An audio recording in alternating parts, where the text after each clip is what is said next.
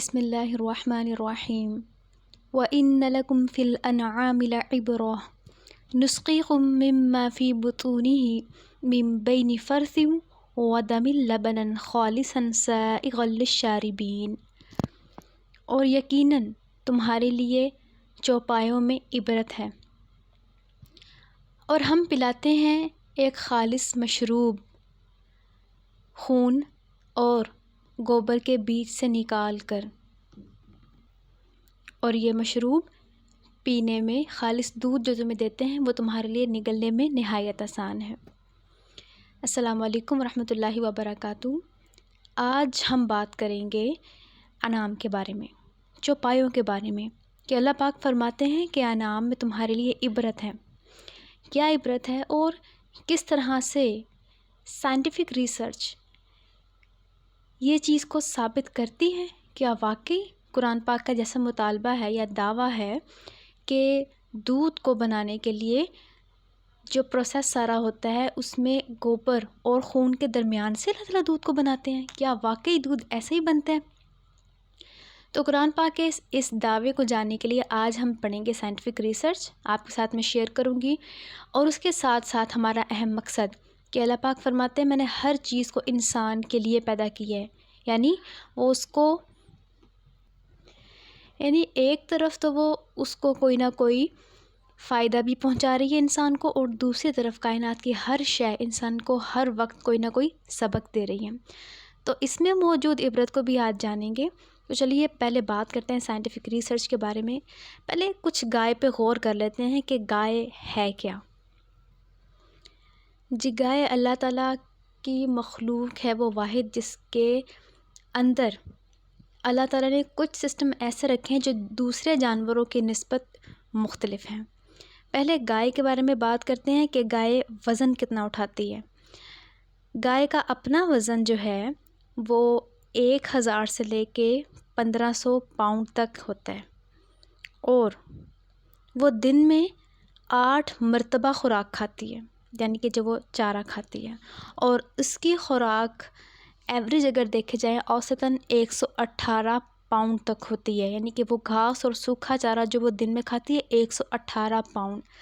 تو سوچئے اتنی زیادہ گھاس اگر ایک گائے کھاتی ہے، اتنی زیادہ گھاس، تو اللہ تعالیٰ اس پورے نظام کو چلانے کے لیے کتنی ہی مخلوق کو چارہ اور پوری خوراک فراہم کر رہے ہیں، اور کتنی وافر مقدار میں۔ اور گائے ایک دن میں تقریباً 30 سے 40 گیلن پانی پیتی ہے، یعنی کہ جس سے ایک باتھ ٹب پورا بھر جائے۔ اب آپ کو بتاتی ہوں وہ اہم بات جو گائے کو دوسرے میمل سے تھوڑا انفرادی حیثیت میں دیکھا جائے گا، دوسرے میمل سے خاص کرتی ہے، اور وہ یہ ہے کہ گائے کے معدے کے اندر 4 حصے ہوتے ہیں۔ اس کو 4 سٹمک بھی کہہ سکتے ہیں یا اس کے 4 پارٹس بھی ہیں۔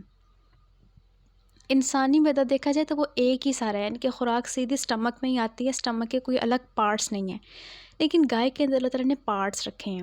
تو گائے کے 4 معدے، اور میں سے پہلا جو پارٹ ہے وہ ہے رومن۔ رومن میں کیا ہوتا ہے کہ گائے جو چارہ سارا کھاتی ہے، جب گائے چارہ کھاتی ہے تو اس وقت ایک ہی بار میں سارا نگلتی ہے، یعنی کہ اس کو کھڑی ہو کے چباتی نہیں ہے، اس کو گرائنڈ نہیں کرتی، بلکہ صرف اور صرف نگلتی ہے، اندر اپنے ڈالتی جاتی ہے۔ اور گائے کو اس چارے کو چبانے کے لیے دن میں تقریباً 40,000 سے 60,000 مرتبہ اپنا جبڑا ہلانا پڑتا ہے، جس میں وہ گرائنڈنگ کرتی ہے۔ تو ہوتا کیا ہے کہ پہلے معدے میں ساری خوراک جو ہے وہ گائے نگلتی ہے اور اس کو ڈالتے ہیں، اسے کہتے ہیں رومن، جو گائے کا پہلا معدہ ہے۔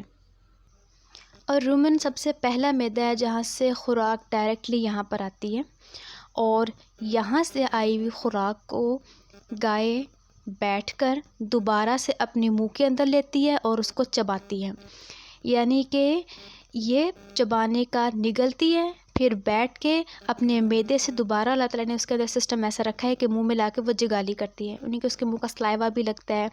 تو اس سارے پروسیس کو رومینیشن کہتے ہیں، اور اس لیے گائے رومیننٹ کہلاتی ہے۔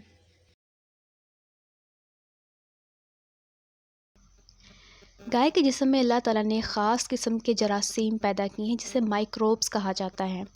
یہ مائکروبس کھانے کے ہضم کرنے میں مدد دیتے ہیں، ساتھ ساتھ ان کا ایک دوسرا کام بھی ہے جو کہ پروٹین بناتے ہیں، اس کے بارے میں ہم جانیں گے آگے۔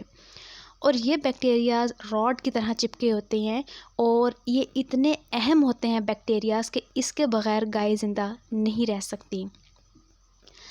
یہ پروسیس جب مکمل ہوتا ہے تو ریٹیکولم جو گائے کا دوسرا معدہ ہے وہاں پر یہ ساری خوراک چلی جاتی ہے۔ یہاں پر اب کھانا مزید ہضم ہوتا ہے اور یہاں پر وہ بیکٹیریاز جو انزائم سے وجود میں آئے تھے وہ مزید اس کھانے کو ہضم کرتے ہیں۔ تیسرا معدہ اومیسم۔ اومیسم کی شکل ایسے ہوتی ہے، اس کے اندر ٹیشوز پائے جاتے ہیں، جیسے آپ بک لے لیں تو بک کے پیجز آپس میں ایک ساتھ ہوتے ہیں، اسی طرح سے اومیسم میں معدے میں اومیسم میں جو ٹیشوز ہوتے ہیں وہ لیئر بائی لیئر ایک دوسرے کے اوپر ملے ہوئے ہوتے ہیں اور ان کی تعداد تقریباً 100 کے قریب ہوتی ہے۔ یہاں پر کھانا اور بیکٹیریا ساتھ آتا ہے، کھانا کافی حد تک ہضم ہو چکا ہے یہاں پر آ کے تیسرے معدے میں، اور یہاں پر اہم کام کیا ہوتا ہے کہ پانی اور بائی کاربونیٹ یہاں پر جذب ہو جاتا ہے۔ اس کے بعد آتا ہے سب سے آخری سٹمک اور وہ ہے ایبومیسم۔